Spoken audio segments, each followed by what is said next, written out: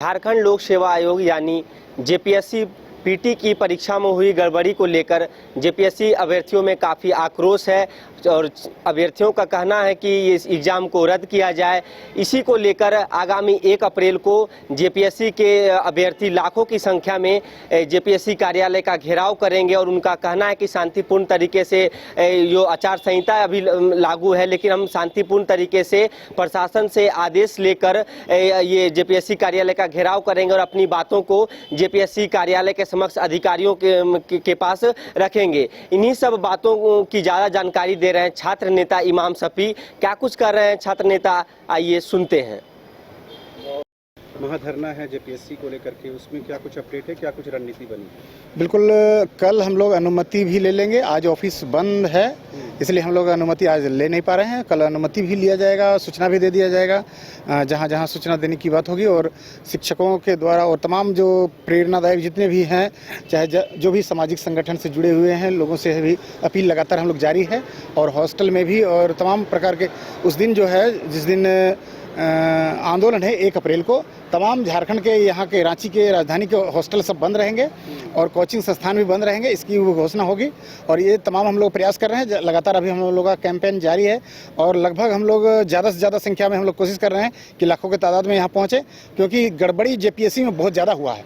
और इतना बड़ा गड़बड़ी यदि इसको आप लोग बर्दाश्त कर लेते हैं झारखंड के छात्र, तो इससे बड़ा और क्या हो सकता है दुर्भाग्य की स्थिति। इसलिए हमें नहीं लगता है, और जिस तरह से हमें मैसेज मिला है और छात्रों से जिस तरह से हमें लगातार संपर्क किया जा रहा है, तो लगता है कि ये आंदोलन बहुत बड़ा और बृहद पैमाने पर होने वाला है। जी तो क्या आपको लगता है कि कोड ऑफ कंडक्ट में कुछ परमिशन मिल पाएगा या उसमें कुछ अड़चन आएगी? हम लोग बहुत ही तरीके से जो है संवैधानिक ढंग से आंदोलन को करेंगे और हम लोग किसी को नुकसान पहुंचाने का जैसा वैसा काम नहीं करेंगे। हम लोग तख्ती लेकर के संवैधानिक ढंग से और गांधी बापू वाटिका से स्टार्ट करेंगे और हम लोग यहाँ से रांची जो है के तमाम जो मुख्य मार्ग है वहाँ पर हम लोग तख्ती लेकर के शांतिपूर्वक ढंग से आंदोलन को सफल बनाने का प्रयास करेंगे। और हम लोग जो है इस बार किसी को क्षति नहीं पहुँचाएंगे। और कोड ऑफ कंडक्ट का जहाँ तक बात है, तो राजनीतिक पार्टियों के लिए चुनाव में जो है आचार संहिता लागू होता है और हम जो है सामान्य जो है हमारा जो मौलिक अधिकार है, बोलने का अधिकार है, हमारा जो आंदोलन का जो है अधिकार, वो जो है नहीं छीना गया है। इसलिए हमें आंदोलन करना है और नहीं करेंगे तो आने वाले समय में ये अंधकार युग जो है कभी खत्म नहीं होगा। और झारखंड के युवाओं का जो है सीजीएल जिस तरह से रद्द हुआ है, इसी तरह से ये भी रद्द होगा। और सीजीएल में जिस तरह से पेपर लीक हुआ है, उससे बड़ा भी घोटाला या गड़बड़ी इस पर भी नजर आ रहा है, क्योंकि सभी सेंटर के तमाम छात्र जो है प्रभावित हुए हैं। काफ़ी जगह पर इसका बायकॉट किए हैं, तो वो लोग आने को तैयार हैं। कितने की संख्या आ सकती है छात्रों? लाखों के हम लोग का टारगेट है कि करीब 1 लाख के संख्या में आएंगे, लेकिन देखते हैं कि कितना लोग आते हैं और कितना ये संख्या बताएगा कि कितने लोग पीड़ित हैं और कितने लोग चाहते हैं कि जेपीएससी रद्द हो।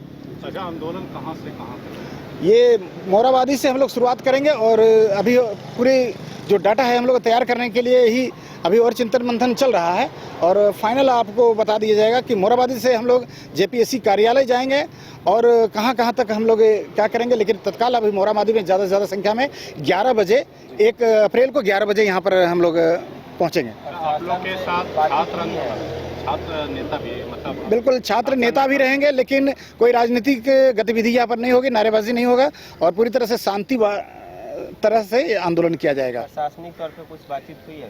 प्रशासनिक तौर से बातचीत नहीं हो पाई है, यही तो दुर्भाग्य है। अगर बातचीत हो जाता तो समाधान हो जाता, क्योंकि हमारे पास इतना बड़ा एविडेंस है, बहुत बड़ा प्रमाण मिला हुआ है। और 2 तारीख से हम लोग इसके लिए कोर्ट में भी जाने वाले हैं।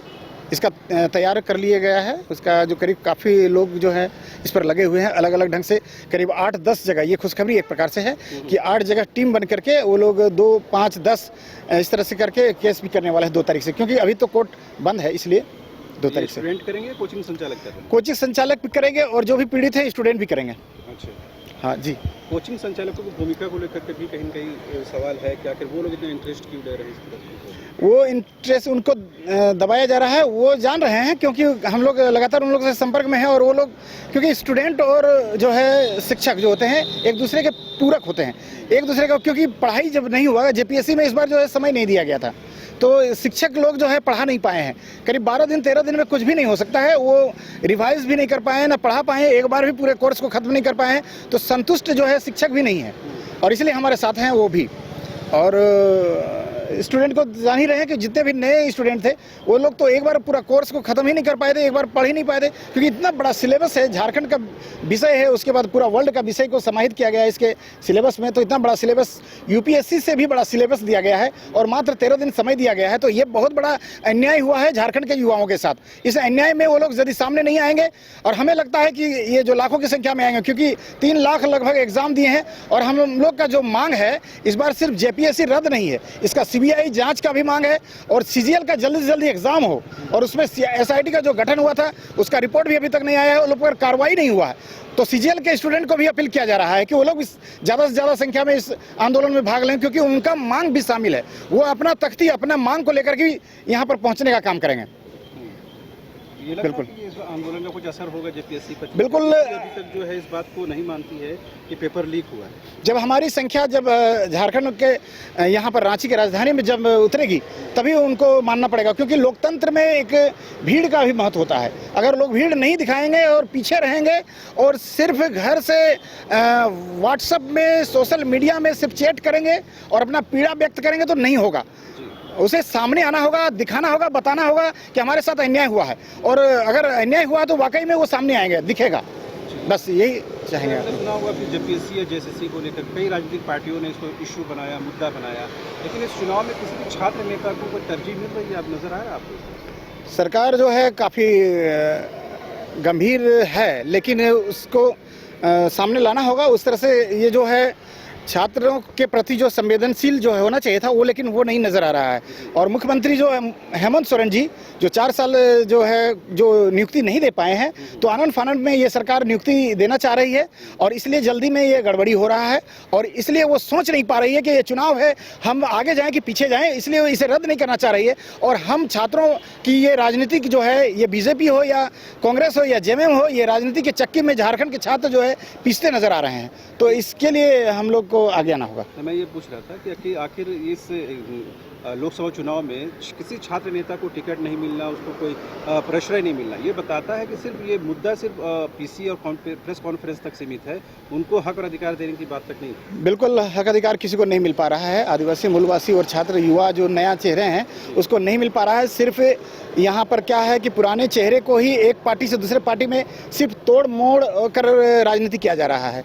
बीजेपी जो है कांग्रेस के नेताओं को तोड़ रही है, और कांग्रेस जो है आपका देखिएगा आप जो कि कांग्रेस बीजेपी के नेताओं को तोड़ रही है, और तोड़ तोड़ करके राजनीति अभी साफ देखिए ना। राजनीति में यदि जाना चाहेंगे तो राजनीति में देखिए बीजेपी के जितने भी लोकसभा सांसद बन रहे हैं, 14 जो सीट है उसमें लगभग 13 सीट या 12 सीट को आप देखिएगा कि दूसरे पार्टी से तोड़ करके उसको टिकट दिया जा रहा है। यहाँ तोड़ जोड़ की राजनीति हो रहा है। वाकई में शिक्षा, चिकित्सा, रोजगार की बात नहीं हो रही है, यह धर्म की राजनीति हो रहा है, संविधान के साथ खिलवाड़ हो रहा है, लोकतंत्र की हत्या हो रही है। हमारे मूल अधिकार जो है छात्रों का वो जो है वो सामने नहीं आ पा रहा है। बहुत दुर्भाग्य स्थिति है। तो लग रहा है कि इस चुनाव में कोई छात्रों का जो विषय है वो कोई पॉलिटिकल विषय बन पाएगा? बिल्कुल हम लोग कोशिश करेंगे। रामगढ़ उपचुनाव में हम लोगों ने कोशिश किया था और उसका नतीजा भी दिखा था। सरकार को पहली बार उपचुनाव में हार का सामना करना पड़ा था। इस बार भी लोग सभा चुनाव जो है और विधानसभा चुनाव जो आएगा, हम लोग छात्र जो है सामने उन लोग लाएंगे, और नहीं तो ऐसा होगा तो हम छात्र प्रतिनिधि को चुनाव में उतारेंगे और इस सबक सिखाने का काम करेंगे इससे राजनेताओं को। इमाम साहब, आपको याद होगा कि रामगढ़ बाई इलेक्शन में जितने भी छात्र नेता उतरे सभी की जमानत जब्त हो गई। बिल्कुल जमानत जब्त हो गई और छात्र नेता का जमानत जब्त हो गई, लेकिन हमारा जो मकसद था कि हमारा चुनाव लड़ने का मकसद नहीं था, सरकार के विरुद्ध ये एक उलगुलान था। और लोकसभा चुनाव में हम लोगों ने देखा होगा, उपचुनाव में आपने देखा होगा कि जैसे ही कांग्रेस की जो नॉमिनेशन का जो डेट आया था तब से जो विरोध हुआ और लास्ट में उसको हार का सामना करना पड़ा। तो एक प्रकार से हमारी वहाँ जीत हुई थी। हाँ, भले ये जो है ज़्यादा, क्योंकि हम लोग हज़ारों के संख्या में हम लोग उतरने का प्लानिंग बनाए हुए थे। इस तरह से देखते हैं कि सरकार यदि सीरियस नहीं लेती है तो झारखंड के 14 लोकसभा में भी छात्र प्रतिनिधि हम लोग उतारेंगे और ये सरकार का विरुद्ध में हम लोग काम करेंगे, विरोध का काम करेंगे। मतलब 14 लोकसभा सीट में आप लोग प्रत्याशी? बिल्कुल प्रत्याशी उतारेंगे और छात्र जो है कोई किसी को वोट नहीं देगा। हम लोग बहिष्कार करेंगे। झारखंड के छात्र जो है चाहे सीजीएल का स्टूडेंट हो या जेपीएससी का स्टूडेंट हो, अब करेगा तो मरता क्या नहीं करता। यहाँ पर आंदोलन करना होगा और हमें सामने आना ही होगा। बिल्कुल, शुक्रिया। देखिए, स्वामी विवेकानंद कहा करते थे कि उठो जागो लक्ष्य की प्राप्ति तक रुको मत। तो सबसे पहले कि स्टूडेंट को जागना होगा। हम लोग बहुत दूर से आए हुए हैं, हम भी तैयारी करते हैं। हम आपको बोकारो से आए हुए हैं। तो सबसे पहला है कि अगर स्टूडेंट जागेगा नहीं तो आंदोलन सफल नहीं होगा। तो सबसे पहले क्या आप आइए यहाँ, ठीक है, मैदान में आइए, लड़िए और अपना लक्ष्य को प्राप्त कीजिए। नहीं तो अगर देखा जाए जेपीएससी में शुरू से लेकर अंत तक बहुत सारी अनियमितताएं हुई है। हम लोग भी एग्ज़ाम देने गए थे तो आपका शुरू से जो जैसे कि सीजीएल में जैसा कि हुआ था आपका जांच उच हुआ था, इस बार तो ऐसा कोई जांच नहीं हुआ। फर्स्ट में तो हम लोग को सिर्फ आधार कार्ड दिखा के अंदर ले लिया गया, ठीक है ना। उसके बाद हम लोग को मन में आशंकाएं थी कि अगर यहाँ तो कुछ गड़बड़ हो रहा है, ठीक है, नेक्स्ट टाइम जब हम लोग निकले नेक्स्ट पाली में, उसके बाद तो ऐसा कोई जांच नहीं हुआ, ऐसा अंदर कर दिया गया, ठीक है। तो हम लोग को अंदर में बहुत सारा दुख है कि अगर जेपीएससी नहीं रद्द होता है तो बहुत सारे जो स्टूडेंट तैयारी कर रहे हैं उन लोग सेलेक्ट नहीं हो पाएंगे और अपना जो मनोकामना है, अपना जो माता पिता का जो सपना है वो पूरा नहीं कर पाएंगे, ठीक है। तो हम लोग को अंदर से बहुत दुख है। तो सबसे पहले हम जितने भी हम लोग का छात्र हैं, है ना, जितने भी बहनें भी हैं, ठीक है, सब आइए और बढ़ चढ़ के हिस्सा लें, क्योंकि अगर आप इस समय नहीं आइएगा तो बाद में और कोई फ़ायदा नहीं होगा। तो चलिए, हम बहुत बहुत धन्यवाद।